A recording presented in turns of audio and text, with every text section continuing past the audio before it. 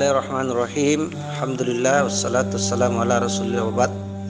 Saya Muhammad Nusran, sebagai kader Wahda Islamiyah.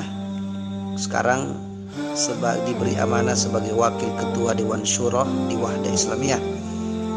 Saya pertama kali bertarbiyah di tahun 1985.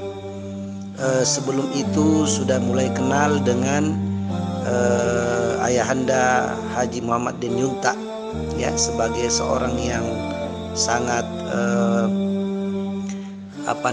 sangat konsen, ya, dan perhatian kepada dakwah dan perjuangan, sangat loba dengan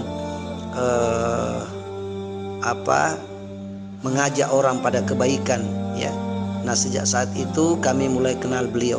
Jadi ya kurang lebih sejak 85 itu, ya, 35 atau 40 tahun. Oleh sebab itu saya merasa kehilangan dengan keperingan beliau, ya, tetapi Allah lebih mencintai beliau, ya. Nah, dari situlah kemudian kami berinteraksi, ya, dalam berbagai pengajian. Ya, dulu ada pengajian di Patunuang namanya, ya, di Poli Gigi, ya, karena beliau ini memang ahli di Poli Gigi, ya. Walaupun beliau bukan dokter gigi, tapi sepertinya melebihi dokter-dokter sekarang ini, di bidang pergigian, ya, dokter gigi. Sejak itulah pertama kali aktif di pengajian-pengajian itu, juga termasuk di awal-awal di pengajian di Takmirul, ya, Takmirul Masajid, ya. Kemudian setelah itu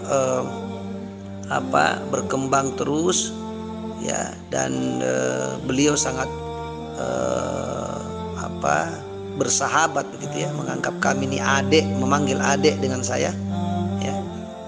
Memang mungkin sekitar beliau kan meninggal ini usia 74 tahun, ya, jadi terpaut dengan kami ini ya sekitar 10-12 tahun, ya.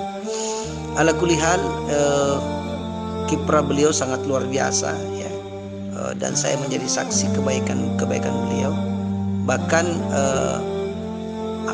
di tahun 1990 ketika kami nikah di 19 Mei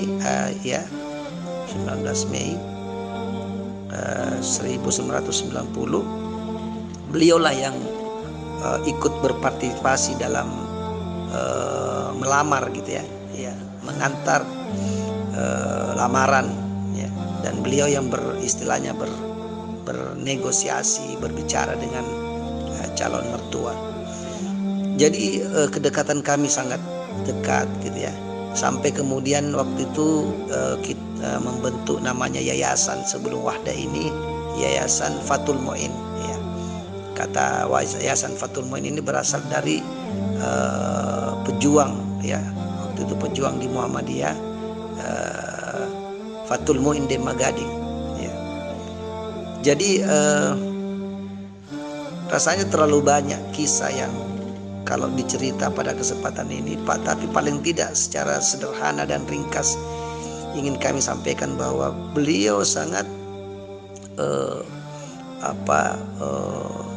bersungguh-sungguh, ya. Bahkan beliau sendiri mewakafkan tanahnya di lorong 52F Jalan Abdullah Surwa itu menjadi masjid, ya. Sekarang masjid yang besar dan terkenal, Masjid Wihdatul Ummah, ya. Bahkan dalam pembangunannya kami semua terlibat, ya. Jadi tidak memanggil tukang, gitu, ya, tapi yang mengecor, yang membantu tukang yang ada di sana adalah kami, ya. Termasuk dari adik-adik binaan kami waktu itu di SMA 2, ya. Jadi penopang dari organisasi Wahda Islamiyah ini juga adalah dari SMA 2 yang sekarang menjadi syekh, ya, para pembina, ya, para penganjur dakwah di Wahda Islamiyah adalah dari adik-adik kami di alumni SMA Negeri 2 Ujung Pandang atau Makassar sekarang. Jadi awal pengenalan kami dengan Bapak Haji Muhammad Den Yunta adalah ketika beliau tiba di Makassar ya, karena beliau ini sebenarnya aslinya adalah orang Sunda ya, orang Sunda. Kemudian setelah itu beliau menikah atau dinikahkan dengan Ibunda Hairiah ya, Maming ya, yang kebetulan bertetangga dengan keluarga saya di Bantaeng ya. Jadi dulu kisah ketika kami kecil, saya tinggal di Jalan Macan di Makassar, itu dekat, jalan kaki aja ke Bantaeng. Dan saya ya namanya waktu itu anak-anak ya sering bermain ya mencabut bunganya Ibu Daeng gitu ya, mencabut bunganya Ibu Hairiah ya. Jadi kebetulan Ibu Hairiah ini bersahabat dengan kakak saya yang wanita ya, kakak saya yang nomor 2 itu bersahabat dengan beliau karena beliau seumur. Jadi kedekatan kami dengan keluarga Bapak Haji Muhammadin Yunta ya, dengan Ibu Daeng yang kita panggil sekarang dengan Ibu Daeng ya, yang beliau juga sudah wafat sebelumnya, itu sangat dekat ya, baik secara pribadi, secara perjuangan dan dakwah ini ya. Jadi begitulah kira-kira kisah yang awal-awal bisa kami sampaikan, sampai kemudian berjalan waktu yang panjang ya, kami betul-betul tidak menyangka ya, ini atas taufik dan hidayah Allah Subhanahu wa taala, bahwa Wahdah Islamiyah yang demikian besar hari ini ya, itu diawali dengan pengajian yang kecil-kecil, taklim kecil ya, taklim yang berkembang di SMA 2, kemudian di Posidi, Forum Studi Intensif Dinul Islam di Unhas ya, yang kebetulan waktu itu ketuanya adalah Ustadz Qasim Saguni dan saya sebagai sekretaris ya. Jadi 2 pilar ini yang menopang ya dakwah di kita di Wahdah Islamiyah ya. Setelah itu berkembang, alhamdulillah ya, berkembang, dan sekarang ini Wahdah Islamiyah sudah berada di 34 provinsi, DPW, Dewan Pimpinan Wilayah. Kemudian ada sekitar 215 DPD, Dewan Pimpinan Daerah, di berbagai kabupaten dan kota ya. Oleh sebab itu inilah yang kira-kira kami bisa sampaikan sekedar ya. Tentu biasanya bagus kalau kami ditanya ya, sebab ini memori 30-40 tahun ini ya sudah sangat banyak ya, dan tentu perlu dikorek gitu ya, momen-momen ini ya, terkhusus kepada almarhum Allahumma yarham Bapak Haji Muhammadin Yunta ini kami sangat dekat sekali ya. Dan sampai kepada kajian-kajian Jumat, maksudnya kajian Ramadan ya, subuh, bahkan khutbah Jumat, kami menjadi dipanggil selalu oleh beliau di masjidnya di Sihatul Iman di Bantaeng.